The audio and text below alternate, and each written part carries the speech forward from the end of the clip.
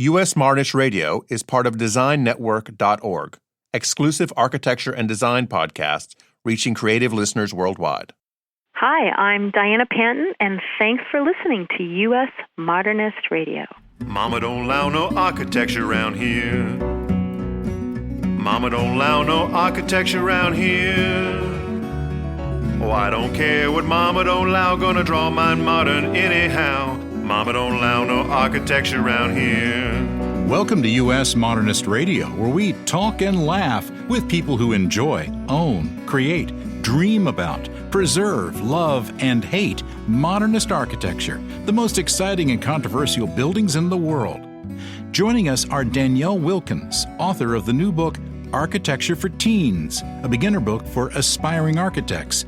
And we also have an actual teen, Louisa Whitmore, a TikTok architecture critic from our favorite jazz nation, Canada. Also, later on from Canada, jazz with Sophie Milman. And now here's your host, not from Canada, Mr. Modernism, George Smart. Thanks, Tom. Hi, folks. Have you noticed we're a little obsessed with Canada lately? Uh-huh. Honestly, I'm just not sure what's going on. Perhaps it's just a mathematical anomaly, like when you hit red in roulette 10 times in a row. Canada just keeps coming up an unusual number of times. We don't actively seek Canadian guests. We just book interesting people, but sure enough, a lot of them are from Canada. Maybe there's something mysterious afoot. Because it's so fashionable these days, let's start a conspiracy theory. Oh, no.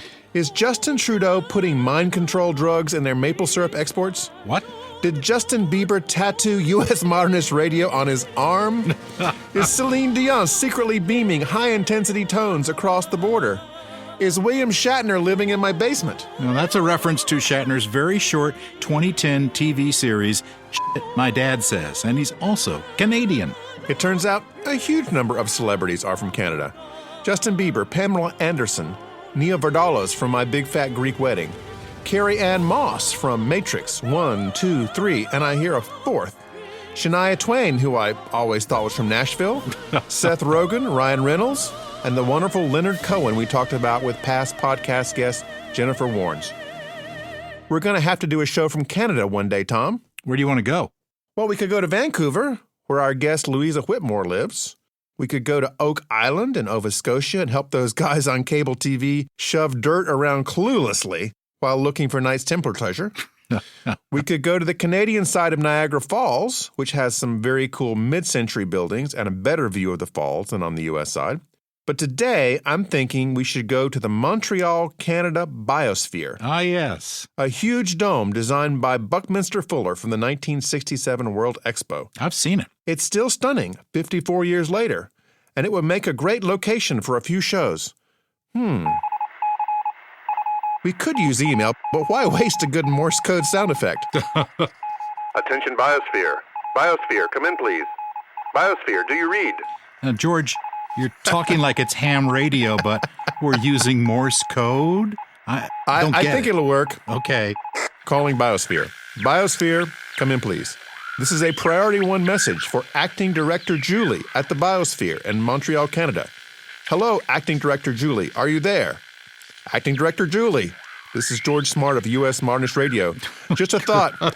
At your staff meeting this week, think about inviting me and Tom up to tape a few shows in the Biosphere. I know some French. We'll talk about the integration of the iconic building into the Space for Life complex. And we'll talk about Bucky Fuller, the world's most incomprehensible genius. Yeah. And maybe we'll have a musical guest from our growing roster of Canadian jazz artists. Acting Director Julie, all channels are open for your reply. End of transmission. Well, I guess it worked. We'll find out soon. We'll find out soon. U.S. Modernist Radio is underwritten by Wendy Robineau and Don Beskin, and by modernist realtor Angela Roll. In the Atlantic Ocean near Boston, a fishing boat rescues a raft containing a woman in a red cocktail dress, a DeWalt toolkit, and an old iPhone 4, still working but wiped clean. The woman has no memory of who she is, but the ship's doctor finds a tattoo on her ankle with the address of an In-N-Out burger and the words triple-double animal-style Dostoevsky. When the ship docks, she drives cross-country to Thousand Palms just outside sunny Palm Springs, California. Relying on her undergraduate degree in Russian literature, she knew, like we all do at some level, that Fyodor Dostoevsky's profound examinations of the human soul would be the key to finding the most satisfying burger on the secret menu. To her shock, the In-N-Out burger is closed, but she grabs her trusty heavy-duty DeWalt drill and breaks in. Steel doors fall down behind her. Unusual for an In-N-Out, but hey, it's our story. Then the iPhone rings. Someone says, "Hello, Angela Roll." will she escape to one day rent scooters on Mykonos? Tune in next time for more of The Roll Identity.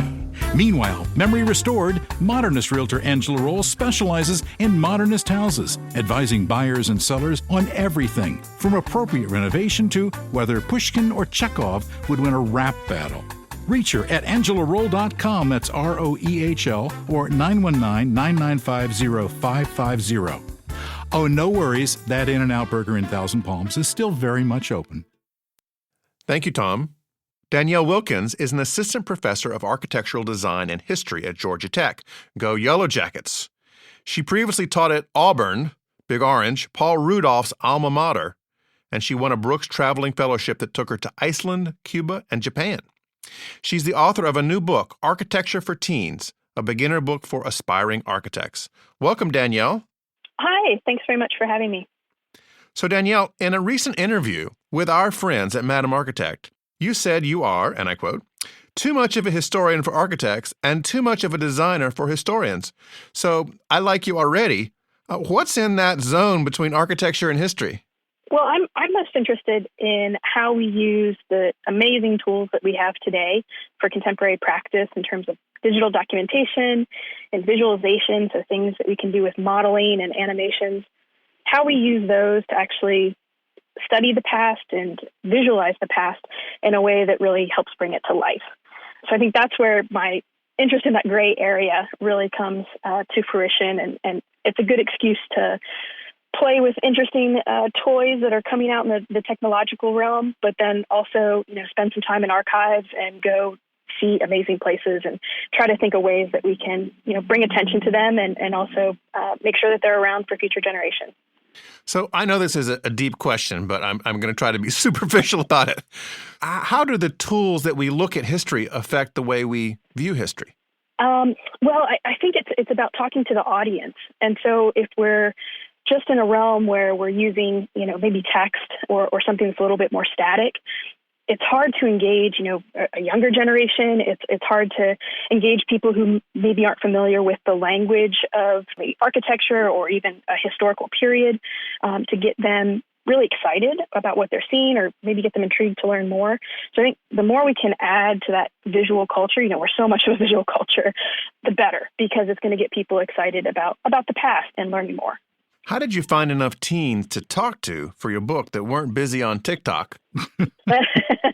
I've been really fortunate for a number of years to work with Duke University's talent identification program. So Duke TIP. Oh, yeah. We know them. So did it. Yeah. Excellent. I had kids in that TIP program myself, actually. Excellent. Yeah, it's an amazing program going under kind of a reinvention right now, but I did a number of on-campus camps with them, and then we also developed an online independent learning sequence, and then also for a number of years, kind of pre-pandemic, and now online learning is becoming, quite a norm, but for about 6 years had done online programming with them in the summer. And then was very fortunate when I was at Auburn to work with the summer camps there that were for rising 5th through 8th graders at our Birmingham design camp, and then rising juniors and seniors on campus. So had a lot of in-person and online time with kids and teens, and was really just energized by their curiosity. And it's super exciting to introduce someone to architecture and really see when that spark catches. Every generation brings their own point of view and wants to let go of something from the past. What do you see in that with the current teens that you've been working with? I mean, I think obviously the interest in technology and in sustainability. I think what's really exciting about talking to younger students now is it's not seen as kind of an aspirational goal for a project to be truly green, but instead seen as the norm, which I think is a spectacular attitude and really the one we need to have. And so thinking, how do we go above and beyond buildings that are simply not doing harm to the environment, but rather can actually ameliorate the area around them. And I think that attention to performance of a building, whether it's related to energy, but then also kind of the social characteristics of buildings, that good design needs to be accessible to everyone. I think those are some really big points that the younger generation is completely dedicated to, which is super exciting. What can the architecture profession do? Because they're a little slow to innovate, as we all know. Sure. To engage the younger people, engage teenagers to want to pursue this in college. Yeah, and I think it does go to getting students younger. So reaching out just beyond, a high school career fair or something like that, that's excellent. We need to do that. We need to do more of it. But I think getting students excited about design when they're younger. I mean, I think a lot of us very easily say we enjoy playing with Legos, and maybe still do. I'll admit to that. But, how do we capture that kind of curiosity for the built environment and for imagination? But in some ways, as students get a little bit older, maybe starts to slip away as there's kind of reinforcing other aspects of their education, or also realizing that architecture is part of STEM, whether we call it STEAM or STEM, but, it's right in there with it. And so I think it's just about getting students earlier, being out there for those who are architects, be out in your community, volunteer, get engaged with kids through volunteer organizations for after school tutoring or whatever it may be. I think in our virtual world, there's some really great opportunities that have popped up. But I think just getting kids out there and letting them understand what the profession actually is at a younger age is critical. When we've talked with architects who are older, who were born before 1985, they have this very romantic notion about drawing, hand drawing, being better than anything that has ever existed. And I'm wondering if today's generation feels that way as well, or if they're just perfectly fine with using the computer. I definitely have to say that drawing is critical. If you're on site working through a problem, you're most likely not going to pull out your laptop and do a model of it. Instead, you're going to grab, the napkin that's next to you and a pen and sketch it out. So I do think sketching is essential. Obviously, there's all kinds of different ways we can do that through a digital interface now, but drawing is still very important. I think there's a different connection between the hand and the mind that doesn't really translate to a mouse. Maybe we'll get there. There are some things that are changing in computer-aided design programs that are a little bit more drawing-like, which I think could be useful as we move forward. But I would encourage any student who's interested in architecture, one of the first things to do is get a sketchbook and just start looking around you and sketching and imagining, what else could be. What are good resources for teens interested in the profession? Because I've noticed when I've talked with many different teenagers around North Carolina, some of them aren't even aware that there's an architecture school in Raleigh and an architecture school in Charlotte. How do we get more information to kids that might want to see design as a profession? There's a couple good resources online. For example, archcareers.org is a really good one. The other thing, architecture degrees can be confusing, and that's something there's a little chart in the book because I think it's a hard one to explain when students are looking into colleges exactly what is a professional degree versus a pre-professional degree. One isn't better than the other from an undergraduate standpoint, in my opinion. It's just a different way of going about it. And so the National Architecture Accrediting Board, so NAB, is going to be the main resource for that. And it'll show where the accredited architecture schools are. It talks a little bit about the different paths. And I would just reach out. I would encourage anyone to reach out to their local chapter of maybe the American Institute of Architects, the AIA, or the National Organization of Minority Architects, NOMA. There's chapters all over the country, a lot of really active state chapters, and just see if they have a group that would be willing to talk to a student, or they might have some resources online that a student could tap into. The book is Architecture for Teens, a beginner book for aspiring architects. Danielle Willkens. Thanks, Danielle. My pleasure. Thanks for having me. Louisa Whitmore is the fresh face of architectural criticism. She's a British Columbia teenager who has a keen interest in architectural design.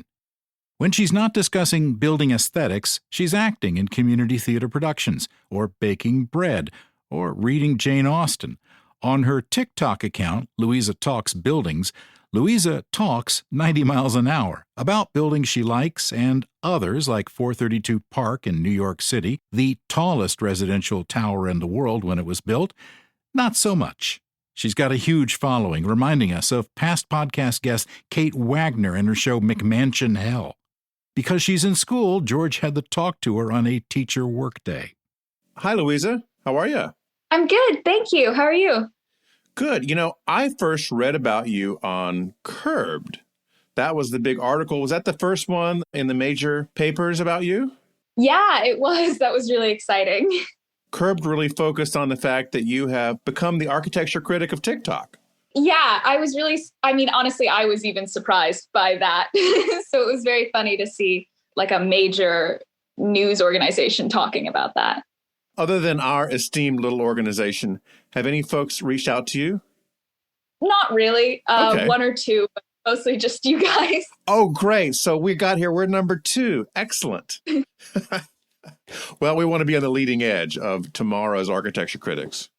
How did you get started being interested in design? Was it through something like Minecraft or through another way you found out about it?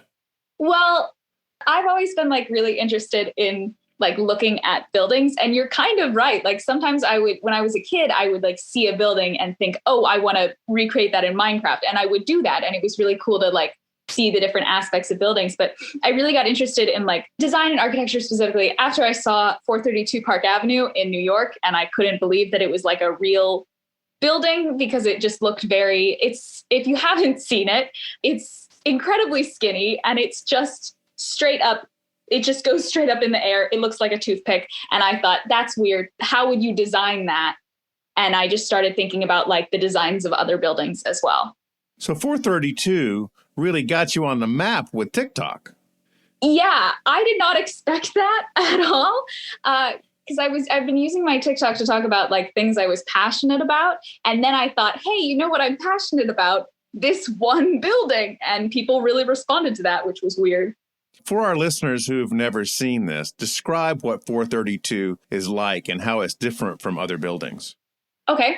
So in New York, the New York skyline is beautiful. There's all of these different types and shapes of buildings, and they just come together to create this like beautiful, I would call it like an artwork. Like it's all put together so nicely. And then there's 432 Park Avenue, which is, I don't think it is, but it appears to be about twice as tall as all of the other ones and has zero setbacks. It's just straight up. There's nothing, it doesn't go in like a lot of other buildings in New York do. It just goes up and it just looks like a block kind of that someone just put in the middle of New York, and it's very confusing and disconcerting. And this is called a super tall, right? I believe that's the official phrase. Super tall. Yeah, when it was constructed, it was the tallest residential building in the world. And since it was constructed, a couple more super talls have been built in New York. Oh, even taller than that one? Oh, yeah. Oh, really? Mm-hmm. So how tall is this thing exactly?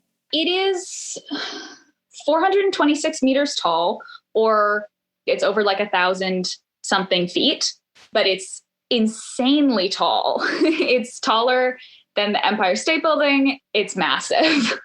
And what was your opinion about this very tall building?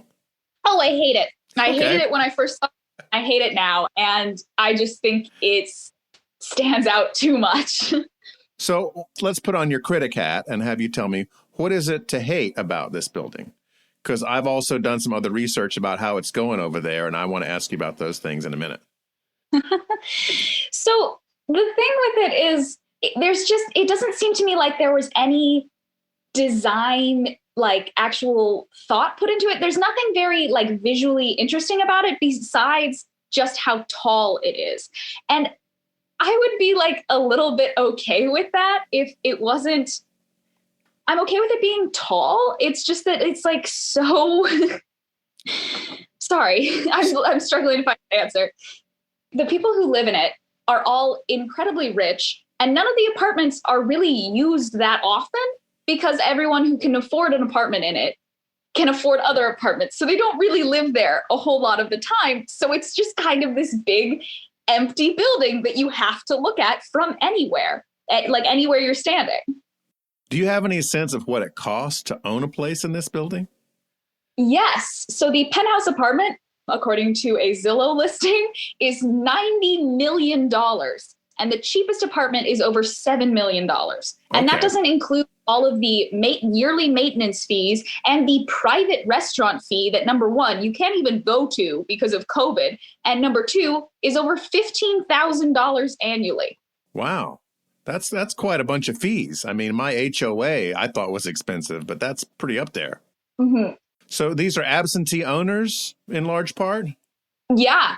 And a lot of them, I learned most of this from a New York Times article that came out in like February, I think. Okay. And according to it, a lot of them have their identity concealed by shell companies, which is also very weird that they're hiding who they are to buy an apartment in it. I assume these are just some kind of wild speculative investment. They're hoping that being in one of the tallest buildings in the world, they'll make money on it over time. That's the idea.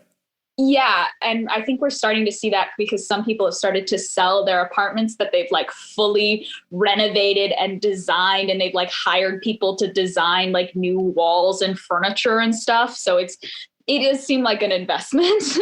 It seems like from your TikTok replies and comments that a lot of people resonated with you in not liking these super talls in New York, that they seemed out of scale. Yeah, I honestly don't think it would be that awful of a building if it was to scale with the rest of the buildings. But I think a lot of people see a building that's that tall as like trying to like draw your attention, and it just annoys people, I think. What have you learned since you started talking about it, about the building itself? Have you ever gotten to talk to any of the residents in it or some of the people that have been experiencing the problems recently? Like, I understand they had some issues with water leaks and other kinds of structural components. I haven't gotten the chance to talk with anyone who's actually lived there, but they did do some interviews for that New York Times article. And I thought it was so interesting hearing all of them complain about all of its problems, because the apartments are worth millions of dollars. I feel like they can figure out some of that stuff if the people living in them are paying tens of millions of dollars. Like, it doesn't make a whole lot of sense to me that they would have multiple floods and an elevator that like doesn't work most of the time and all of that sort of stuff. Was it when you were about 10 you started using these digital tools to create buildings? Yeah, I really liked using like Minecraft to make like my own castles, because I really like castles and it's not like we have any here. So I thought that's really cool. And I'm trying to remember, but I used some sort of like CAD software to like 3D model towers because I thought those were really cool. And I think I 3D printed a tower I designed, but I cannot remember where it ended up. But yeah, I was around 10 when I started like actually getting into that. That's pretty cool. And not many 10-year-olds are 3D printing their own towers. Now, in addition to architecture, you seem to have a great interest in, I don't know if it's acting or history. I saw a news report that you did on was it the Romeo and Juliet situation? So, yeah, that was for a school project where we had to come up with like a fun way to reenact a scene from Romeo and Juliet. And I decided to summarize the fight scene where Mercutio is stabbed by Tybalt and then Romeo stabs Tybalt. Sorry, Romeo and Juliet spoilers. Yeah. I hope you're caught. I decided to summarize that by pretending to be a newscaster and like doing a news broadcast about that. And it was really fun to write. Well, when I watched it, I mean, you were dead on. You could have been right out of WNBC. I mean, you had the right facial expression. You were very serious about this breaking news. Was it Verona? Is that where they're set? I forget the town. The reason I looked so serious was because I couldn't remember the lines I'd written because I'd only like just written them and then I ran to go film it. Well, you certainly have great TV presence for that. I think you should consider broadcasting as well as architecture. Thank you. Now, since you started talking about 432, you moved on to a whole variety of buildings. So tell me about some of the things you've been chatting about recently. Yeah, so I was really surprised when I started talking about 432 Park Avenue. I was immediately getting comments from people asking me to talk about their buildings that they hate, because it seems like everybody's got just like one or two buildings that they don't like at all. So I started doing that. And then I started going into more like architecture I do actually like. And I covered some buildings I do like. Like I really like a lot of Parliament buildings. And I really like specifically buildings that look like they were built for like an evil villain lair in a children's movie. I think those are incredible. Like which one? Which one do you comes to mind? Oh, there are a lot of them. I just recently, like last week, I think I made a video on Casa Brutal, which is a design of a house built into a cliff overlooking the ocean and it's going to be built in Beirut, I believe. And I just thought that was so fun because it really looks like something that a James Bond villain would live in. Like that's just, there was a pool on the top and then everything else was below the pool. Like that's really funny, I think. Here's Louisa talking about Casa Brutal. Look, I've said it before and I will say it again. I love a good evil villain lair. But something about this just seems too intentional. Like the architect of it designed it with the express purpose of sitting in it, staring out at the sea, contemplating on how to like end the world or something. So this rendering of Casa Brutal is from 2015, but this building is actually going to be constructed in Beirut, Lebanon. The top of this building is a swimming pool and sunlight refracts through it into the rest of the house. That is the most Bond villain thing I can think of. That is exactly what I would expect from the evil villain's lair of a semi-good action movie. That's like cinematography. But according to the architect, the influences for the house were not in fact spy movies, but partially the song On the Sea by Beach House. And I think that is very cool because if you like listen to the song, you can get a sense of the vibe of the house. What about buildings here in the U.S.? What are some of the places that you really like, Louisa? Okay, I have expressed this opinion on my TikTok and I found that a lot of people disagree, but one of my favorite buildings is the Museum of Pop Culture in Seattle, the MoPop. Is that the Frank Gehry building? Yes, it is. And it's like all colors and like funky shapes. And I just think it's really cool to look at. And I think it's perfect for the purpose of it, which is like the museum, which is that sort of funky vibe that the actual building has. It is pretty cool. And I think it has the monorail that goes through the bottom of it, right? Yes. Yeah. The old 1960s World's Fair monorail that is still going after all this time. I've ridden it before. It's pretty amazing. Have you gotten to visit Seattle and seen some of those buildings? Yes, I have. I actually used to live outside of Seattle. So I've been down there a few times and we visited the MoPop and it was really cool. It is pretty cool. Frank Gehry, I think, is in his 90s now and still going strong. Mm-hmm. It's very impressive. Now, one building I think you might not like that I'm crazy about, just throw out one, is the Zaha Hadid Port Building in Antwerp, Belgium. So what are your thoughts on that? Because that's one of my favorites. I know it's completely out of place, but it just seems like it's the future. I understand that if that's like what you like, but I really don't. The building itself is like this old historical building. I believe it was a fire station or something, and they turned it into the Port Authority building by adding this weird, I'm calling it weird, but that's just my opinion. It's fair enough. It's weird. Yeah. Glass bulb on top, sort of. And to me, it just looks like an alien spaceship landed on that building. And it doesn't really say Port Authority to me, you know? I don't love it. It does kind of look like the prow of a ship, though. I think that was the idea, was to give it some kind of symbology. But I'll agree with you 100%. It's completely out of place with the existing building. I think it's also supposed to represent like diamonds, which is possibly important in Belgium and in that port specifically, which I understand. I just don't love it. Have you looked at any of other Zaha Hadid buildings around the world? Not closely. Like I've seen them, but I haven't like researched them heavily. Okay. I think you would really enjoy getting to know her work because she's a superstar. It's too bad we lost her a number of years ago, but her firm has been going really strong since then. and building these amazing structures all around the world, just like Bjarke Ingels and Norman Foster and some of the other really well-known world architects. Mm-hmm. What's going on in Vancouver? I understand that there's a Bjarke Ingels building there, Vancouver House, that is not doing very well lately. Yeah. So as of a couple days ago, when this is being recorded, the Bjarke Ingels building in Vancouver, I'm not sure if it's the only one, but I think so, Vancouver House actually flooded.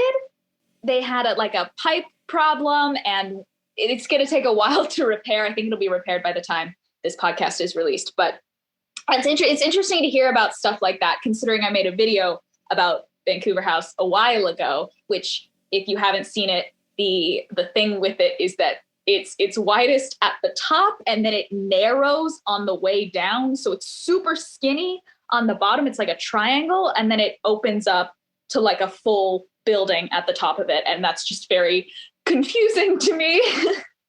It makes you wonder how it holds up, how it stands, right?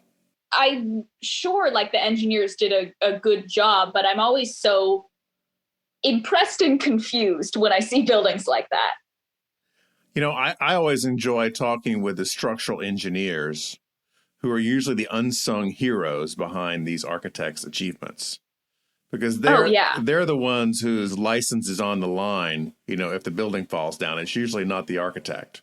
Yeah, good for them. I applaud them.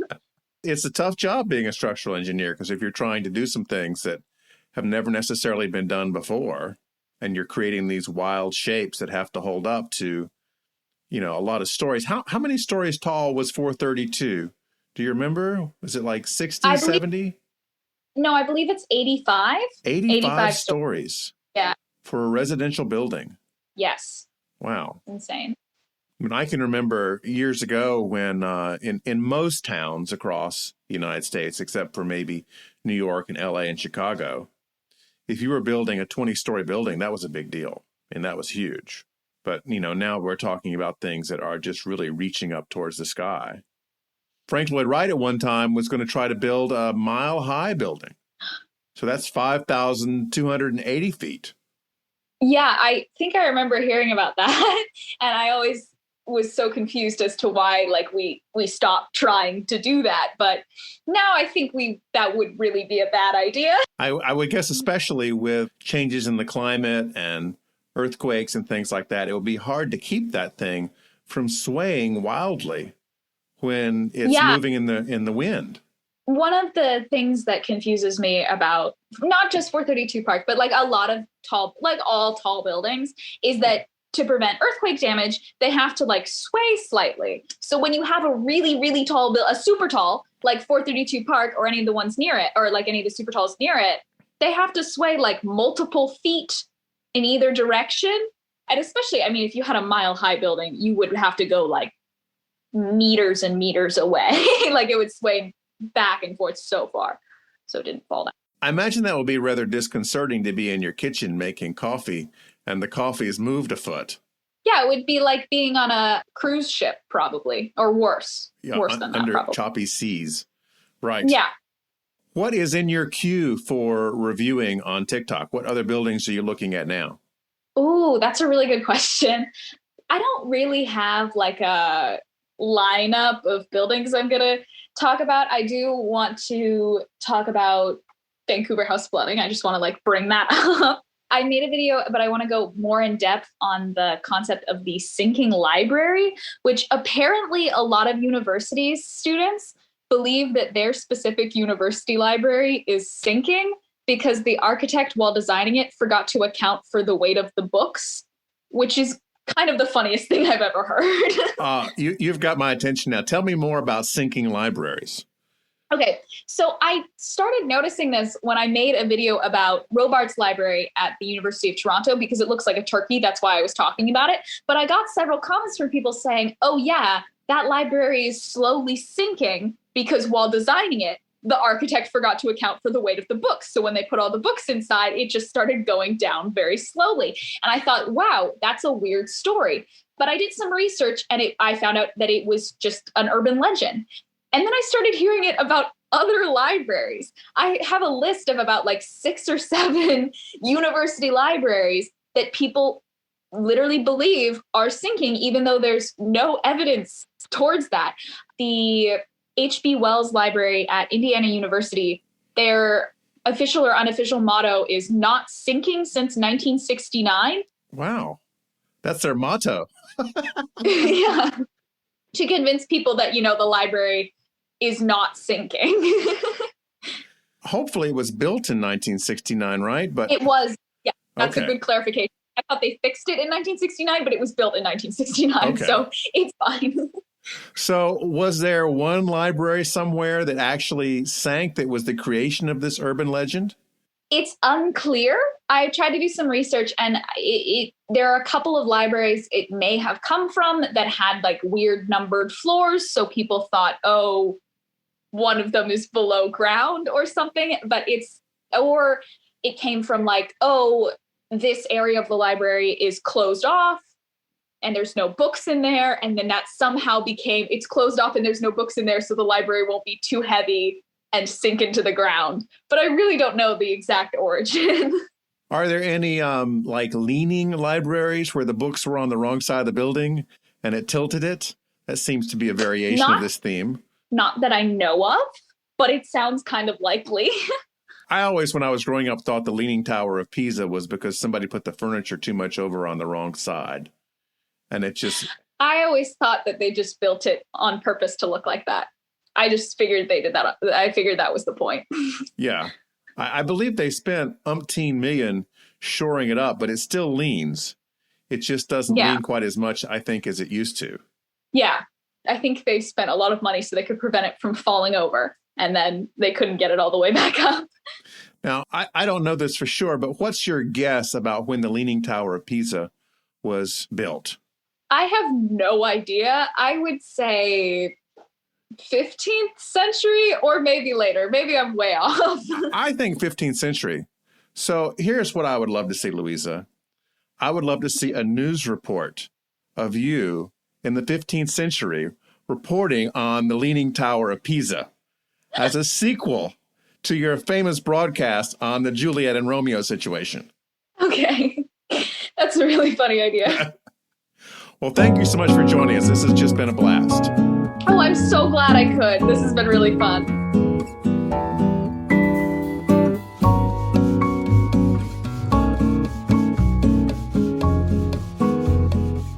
We're talking to Sophie Milman today, who lives in, where else? Toronto.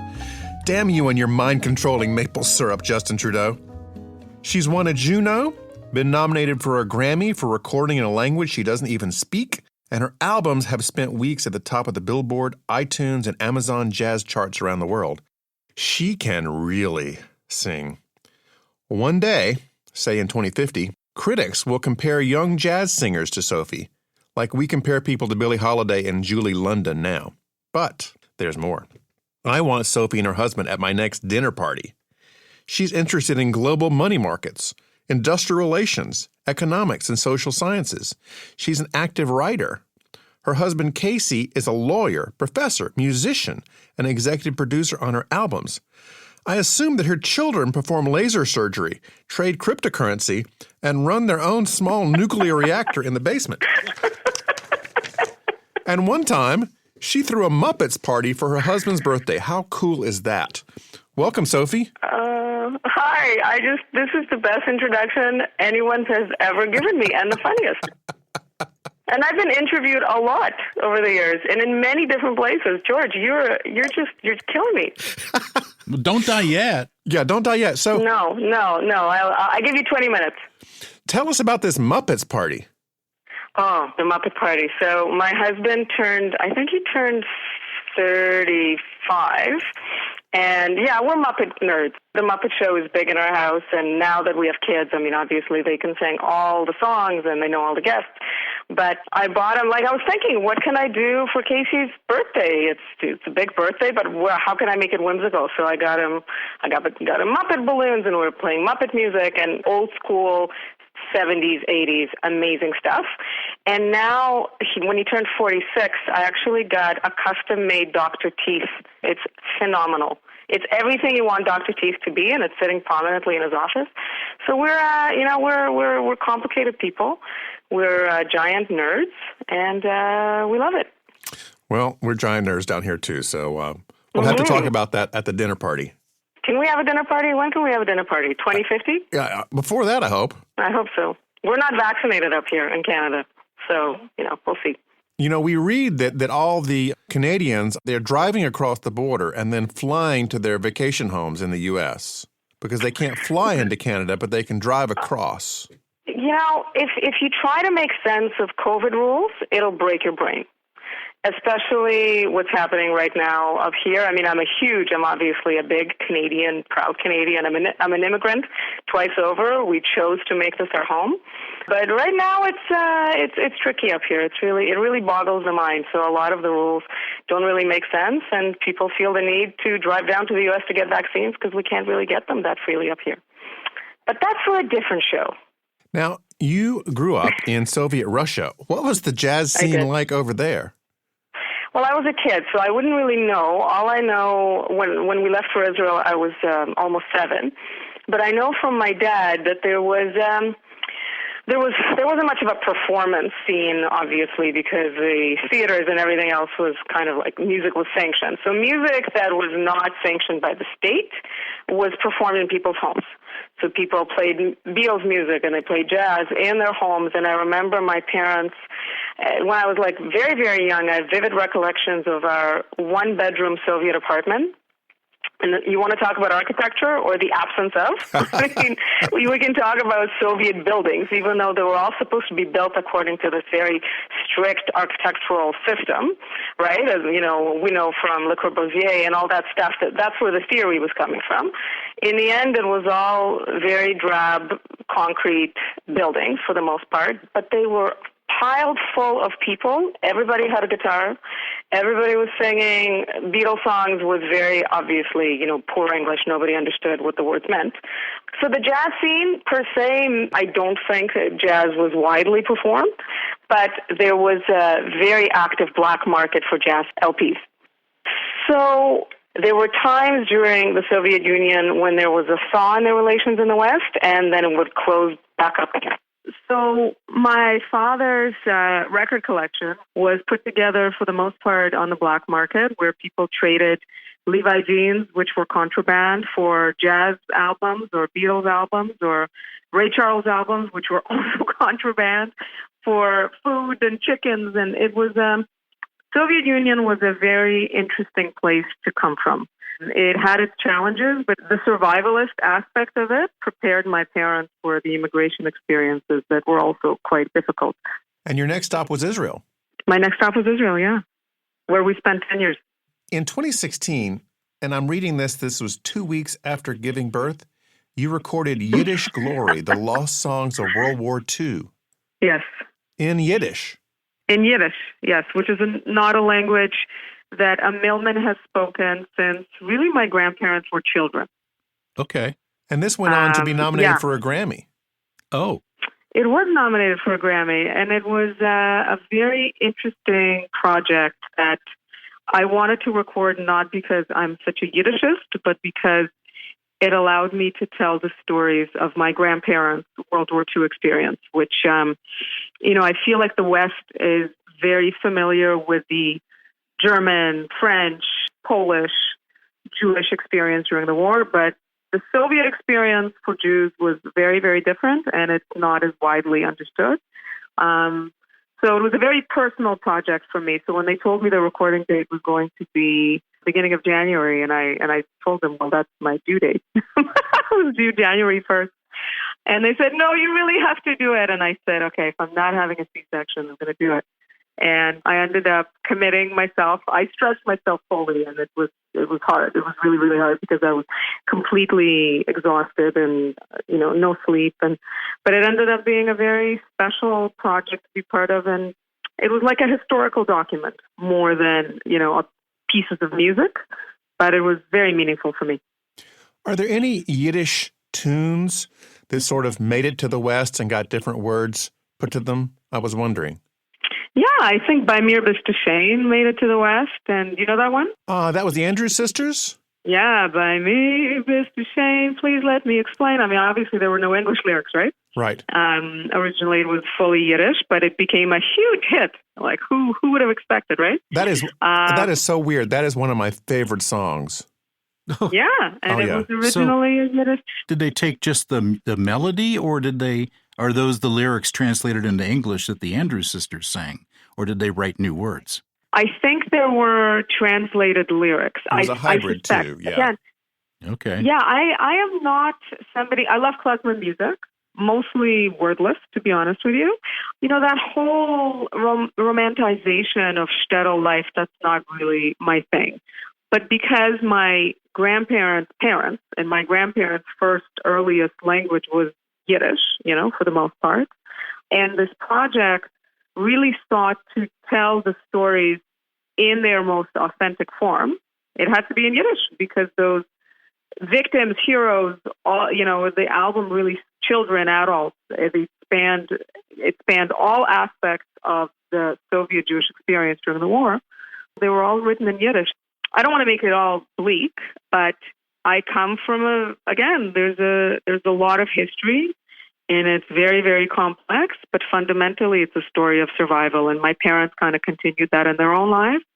And my own experience kind of mimics that too, albeit on a much different, smaller scale.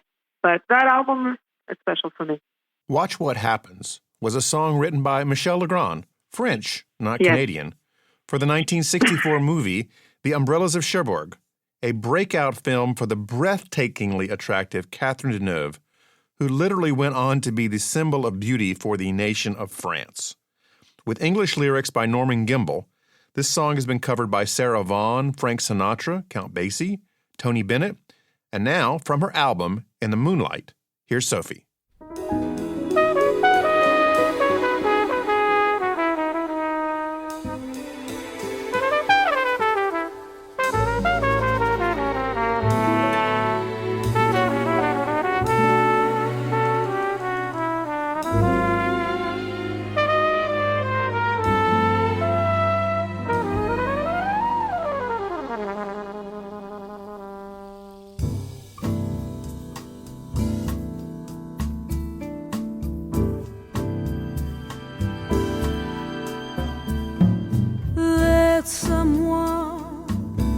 Start believing in you. Let her hold out her hand. Let her touch you and watch what happens. Want someone who can look in your eyes and see into your heart. Let her find you and watch what happens. Oh,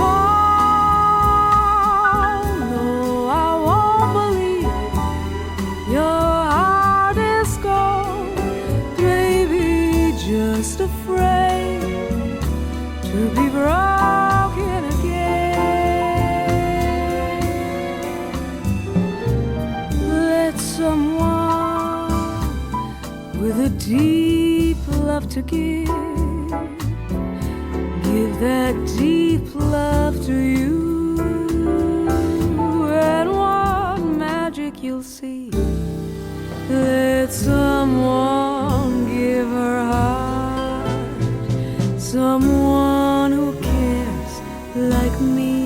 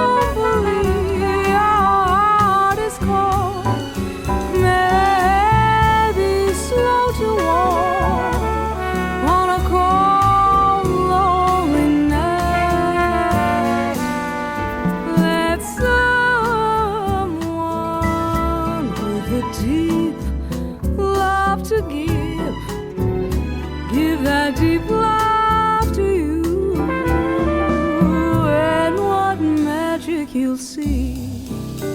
Let someone give her heart, someone who cares like me.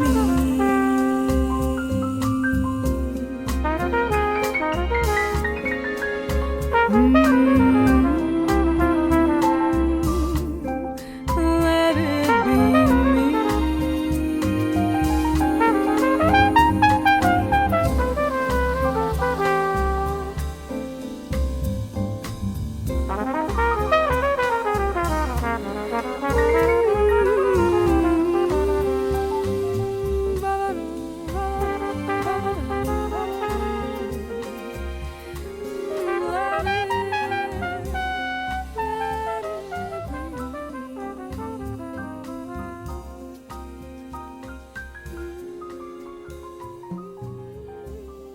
Wow, Sophie, that was great.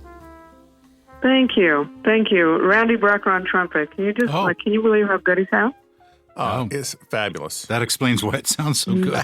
Now, like all performers, Sophie, you've been stranded because of COVID and haven't been able to get out on the road, but you wrote a really great article recently about some of the problems facing youth in lockdown. What was that about?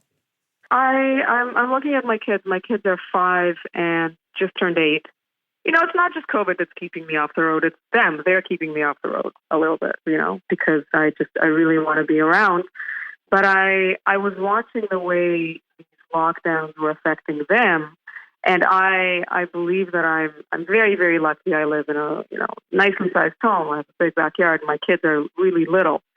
But I have a lot of friends with older kids. And I was just beginning to feel absolutely horrified by what was happening to kids, because the focus was almost entirely on the older generation, the vulnerable seniors, et cetera, and there was almost no mention, really no discussion of what prolonged closures, what cancellation of sports programs, what this online life, what toll that was taking on kids of all ages, but especially young people in very, very pivotal, critical times in their lives.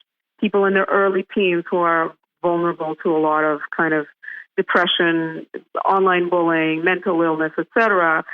It has put a brake on literally on people's lives. And we will never know the opportunity cost of that until much later. What paths went untaken, what things were undiscovered. And I think that alongside the COVID numbers, I believe that it's very important to report those numbers. I think that it's a terrible disease. I think what we're seeing with the variants now is it's upsetting, it's unnerving, and especially in Canada where the vaccination rate has not been as aggressive as it has been in the U.S. over the last couple of months. But the rate of kids dropping out of school, the rate of kids with eating disorders. So I don't want to depress y'all, but I think about that, and it really, really bothers me. And they just now started talking about it as a thing, what it's like for a kid at home without access to crayons. You know? Right. There's lots of that going on. We're going to be dealing with this for some time to come. And when people compare this to war, my grandparents all lived through World War II, and my grandmothers especially, all my grandfathers were in the war. So on one hand, we can say, well, people survived worse things. Well, they survived, but at what cost? I can tell you that the cost to mental health and physical health and kind of opportunities, it was immense.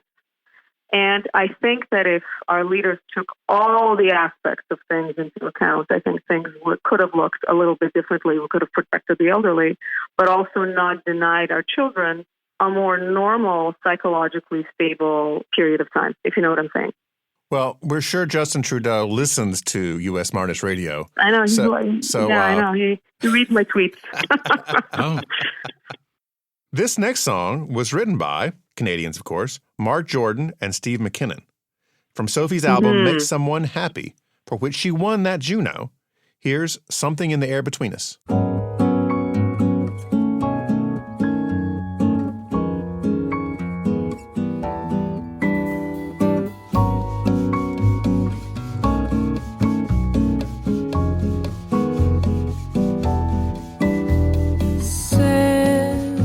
stars, the secret life of planet Mars, somewhere I can feel the sun. There's something in the air between us.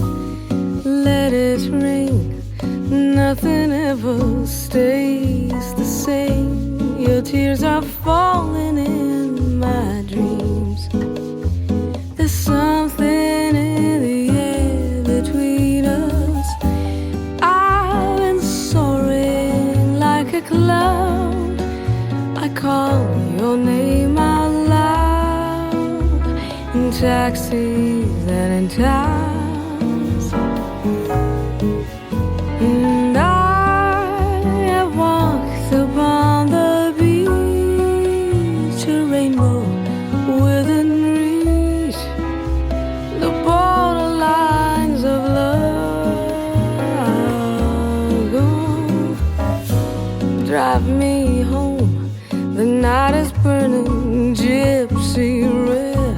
I hear your voice inside my head. Oh, there's something in the air between us.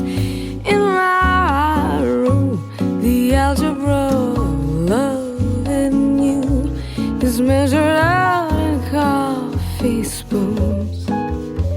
There's something in the air between us.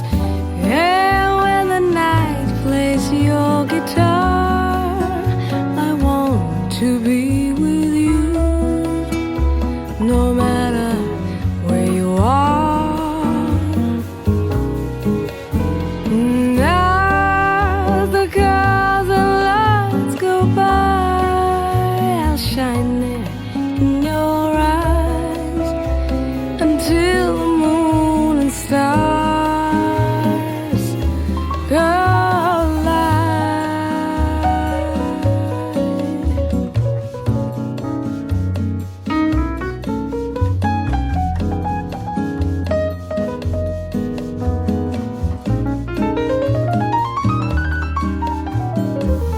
And when the night plays your guitar, I want to be with you, no matter where you are.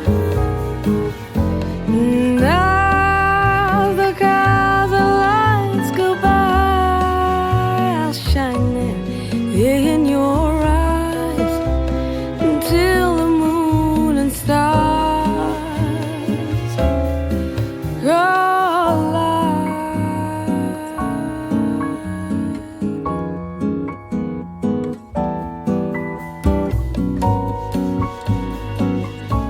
Something in the air between us. Something in the air between us.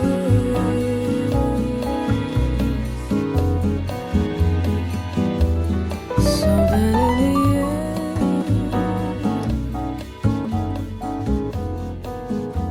between us. Wow, that was beautiful, Sophie. Thank you so much. Languid, sexy, Yeah. and Now, Canadian. hey, where can people see you perform this fall? Have you got any bookings lined up? I don't. I mean, and that's the thing. We're not. Very few people up here are fully vaccinated yet, so I don't know.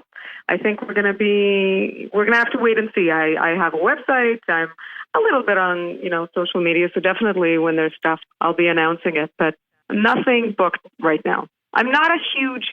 I've done a few online performances, and it's got a feel, but there's nothing quite like an audience, in Right. person. Yeah. Tell us your website. www.sophiemilman.com. And that's MILMAN. No second Yes, sir. L. No second L. No second L. It's very confusing. I can't tell you how many times I arrived in the city and the big marquee on the theater has 2 L's. And then I'm like, do I really need to make a thing and get a guy and get a ladder, right? I'm that kind of person. So sometimes I'd leave it. If my husband was with me, he'd be like, Change it right now. Right. Casey, come on. At least it doesn't say "and puppet show," like in Spinal Tap. Yeah. Really? I would love it. Well, this has been delightful. Thank you so much, Sophie. Thank you, George. It's been a pleasure.